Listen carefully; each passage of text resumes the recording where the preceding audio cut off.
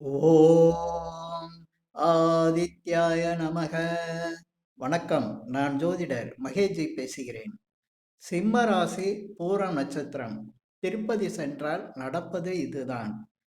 இப்ப நிறைய பேரு நான் ஜாதகம் பார்க்கும்போது ஜாதகம் பார்க்குறவங்களே நாங்க திருப்பதி போலாமா அப்படிங்கிற கேள்வியை கேட்குறாங்க. பொதுவா சிம்ம ராசி சிம்ம லக்னத்துல பிறந்தவங்க இந்த கேள்வியை அதிகமா கேட்குறாங்க. ஏன்னா நிறைய யூடியூப்ல சிம்ம ராசி வந்து திருப்பதி போனா கஷ்டம் வந்துரும், நிறைய பிரச்சனை வரும் அப்படிங்கிறதெல்லாம் சொல்றாங்க.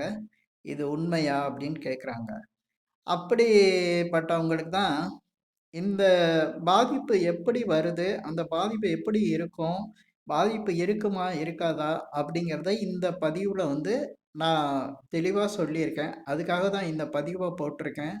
இது என்னுடைய ஆராய்ச்சி இதுல அ நான் இந்த பதிவுல சொன்ன விஷயங்கள் நெறைய பேருக்கு நடந்திருக்கு. அத வச்சு தான் நான் இந்த பதிவுல சொல்லியிருக்கேன். இது சில பேருக்கு மாறுபட்ட கருத்தும் இருக்கலாம். ஏன்னா, ஓ நெறைய இந்த மாரி கோயிலுக்கு போற விஷயங்கள்ல நெறைய குழப்பங்கள் இருக்கு.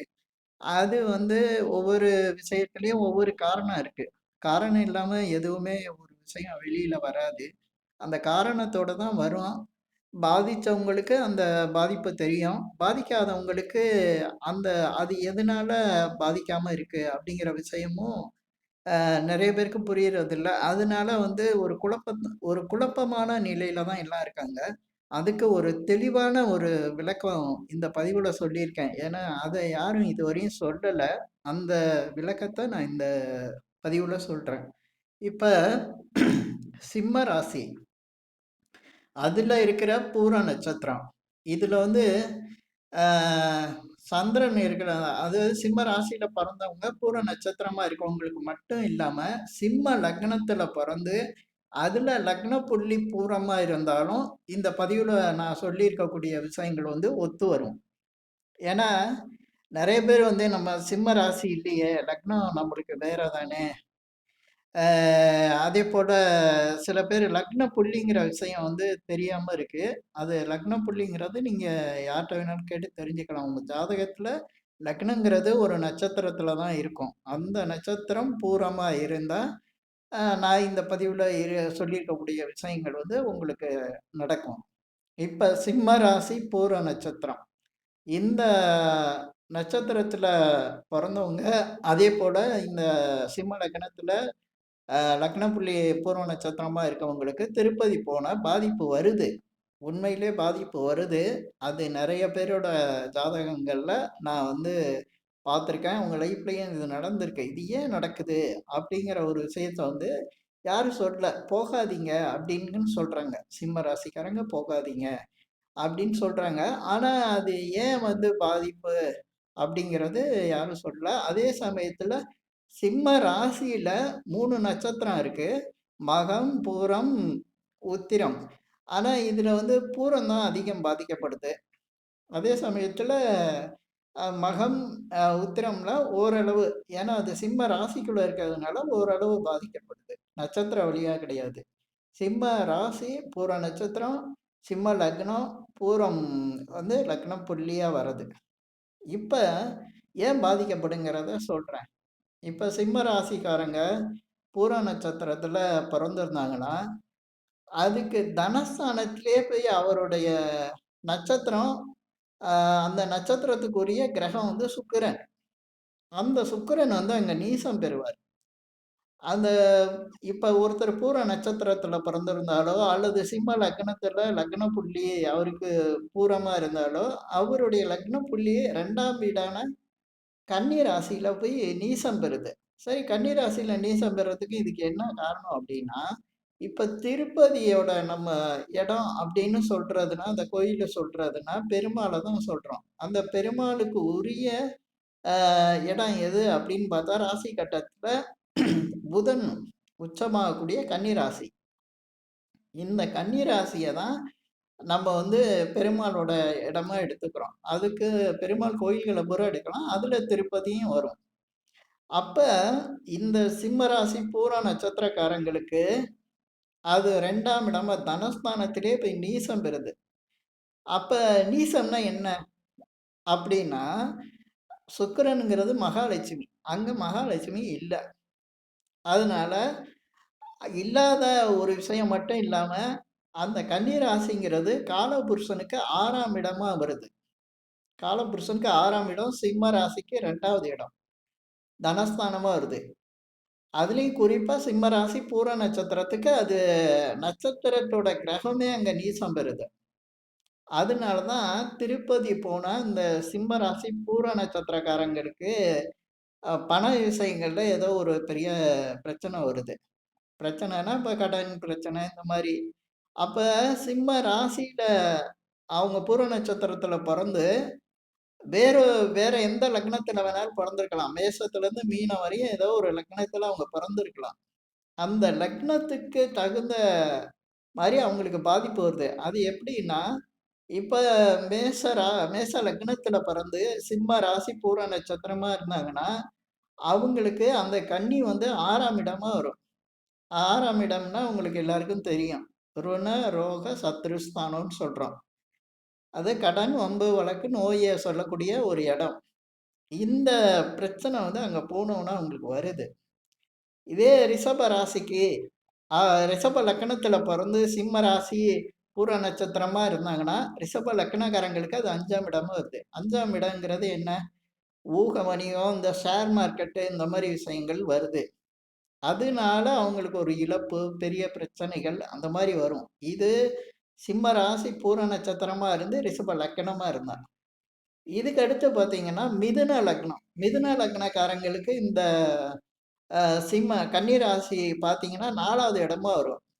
அவங்க மிதுன லக்னத்துல பொறந்து சிம்ம ராசி பூர நட்சத்திரமா இருந்தாங்கன்னா, வீடு, இடம், நிலம் சம்பந்தப்பட்ட விஷயங்கள்ல ஏதோ ஒரு பெரிய இழப்ப சந்திக்கிறாங்க.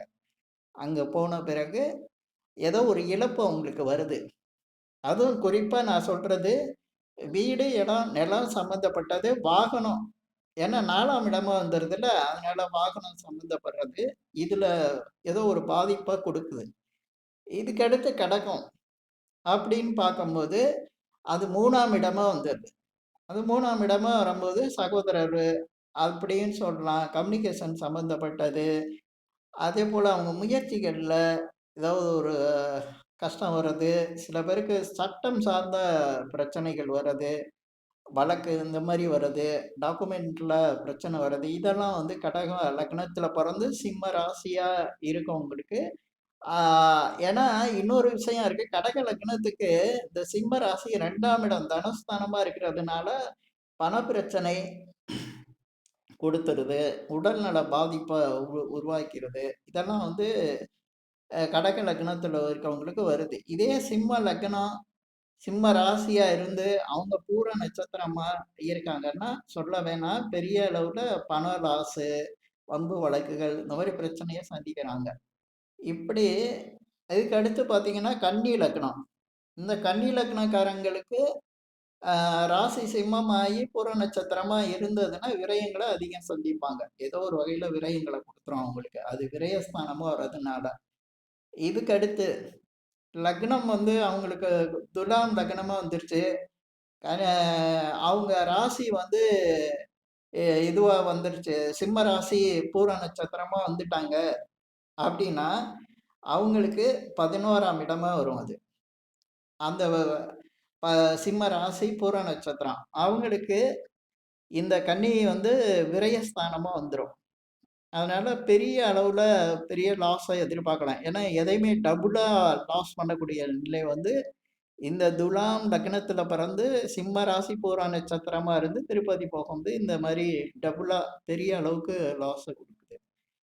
இதே விருச்சிக லக்னக்காரங்க சிம்ம ராசி பூரா நட்சத்திரமா இருந்தாங்கன்னா, அவங்க அது 10ஆம் இடமா இருக்கிறதுனால தொழில் இந்த மாரி வியாபாரத்துல ஏதோ ஒரு பெரிய லாஸ் அவங்க சந்திக்கிறாங்க. இதே போல பார்த்தீங்கன்னா, தனுசு லக்னத்துக்கு அவங்க தனுசு லக்னத்துல பொறந்து சிம்ம ராசி பூரா நட்சத்திரமா வந்துட்டாங்கன்னா, அவங்களுக்கு 9ஆம் இடம் அப்படிங்கையில பாக்கியஸ்தானம் கெட்டுருது. பாக்கியஸ்தானம் அவங்க அடைய வேண்டிய விஷயங்கள். பாக்கியத்துல எல்லாமே வரும். அவங்க எத நோக்கி எதெல்லாம் விரும்பிட்டு இருக்காங்களோ, அந்த விஷயத்துல பல பிரச்சனைகள கொடுக்கும்.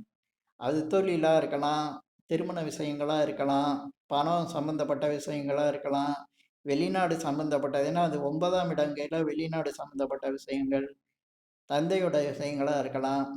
இப்படி பல விஷயங்கள், அப்புறம் உயர்கல்வி, இந்த மாரி பல சிக்கல்கள வந்து இந்த தனுசு லக்கணம் இதில பொறந்து, அதே சிம்ம ராசி பூர நட்சத்திரமா இருக்கவங்களுக்கு, அதேபோல இப்ப மகர லக்னத்தில பொறந்து, மகர லக்னத்தில பிறந்தவங்களுக்கு சிம்ம ராசி பூர நட்சத்திரமா வந்துருச்சு அப்டின்னா, அவங்களுக்கு அது 8ஆம் இடம். 8ஆம் இடத்துக்குரிய தடை, தாமதங்கள், பல கஷ்டங்கள் இதையெல்லாம் உருவாக்கிரும். இதுக்கடுத்து 7ஆம் இடம். அந்த 7ஆம் சிம்ம ராசி பூர நட்சத்திரத்துக்கு 7ஆம் இடமா லக்னம் கும்ப லக்னமா பிறந்துட்டாங்கன்னா, அவங்களுக்கு திருமண வாழ்க்கை, இந்த மாரி நண்பர்களோட பிரச்சனை, அதேபோல அரசியல்ல இருக்கிறவங்களுக்கு நிறைய பாதிப்ப குடுக்குறதும், இந்த கும்ப லக்னமா, சிம்ம ராசியா, பூர நட்சத்திரமா அமைஞ்சிருச்சுன்னா, இந்த மாரி இருக்கும். திருப்பதி பிரச்சனை இப்படி வருது. இதுக்கடுத்து ஆ மீன லக்னத்தில பொறந்தவங்களுக்கு. அது சொல்லவே வேணாம். மீன லக்னம், சிம்ம ராசி, பூர நட்சத்திரம் அப்படிங்கையிலே நிறைய அவங்களுடைய எதிர்பார்ப்புகள் எதுவுமே தடைய குடுத்துக்கிட்டே இருக்கும். நிறைய சிக்கல்கள உருவாக்கும். அதேபோல குழந்தைங்க விஷயத்துல ஏதாவது ஒரு பாதிப்ப குடுக்குது. இது நான் சொல்றதெல்லாம் வந்து நிறைய பாதிப்புகள பத்தி சொல்றதுனால, சில விஷயங்கள் உங்களுக்கு அது நிறைய கஷ்டத்த குடுக்கலாம். அதனால தான் நான் கொஞ்சம் கம்மியா பண்றேன். அதோட விஷயங்கள நீங்க புரிஞ்சுக்குங்க. ஏன்னா, அது நிறைய கஷ்டத்தையும் குடுத்துரும். மீன லக்னமா இருக்கையில 6ஆம் இடமா போயிரும். 6, 8ஆ அமைஞ்சிரும். நெறைய கஷ்டங்கள குடுத்துரும். அதனால ஏன்னா அது குருவோட வீடா இருக்கிறதுனால குழந்தைங்க சம்மந்தப்பட்ட விஷயங்கள்லயும் பிரச்சனை அதிகமா இருக்கும். இப்ப இந்த பதிவுல நான் சொல்லியிருக்கிற விஷயங்கள்லாம் என்னுடைய ஆய்வுல வந்த விஷயங்கள தான் சொல்லியிருக்கேன். இது தனிப்பட்ட முறையில சில பேருக்கு வந்து இது சரியில்ல அப்படின்னு நினைச்சீங்கன்னா, அது வந்து அவங்களுக்கு அவங்களுடைய கருத்தா வச்சுக்கலாம். இது என்னுடைய அந்த ஆய்வுல வந்த விஷயங்கள நான் சொல்லியிருக்கேன். இந்த பதிவுல நான் சொன்ன விஷயங்கள் வந்து உங்களுக்கு பிடிச்சிருந்தா ஷேர் பண்ணுங்க, லைக் பண்ணுங்க. அதேபோல இந்த சேனலுக்கு சப்ஸ்கிரைப் பண்ணுங்க. என்கிட்ட ஜாதகம் பார்க்கணும்னா மட்டும் கீழ இருக்க என் நம்பருக்கு கால் பண்ணுங்க. நன்றி, வணக்கம்.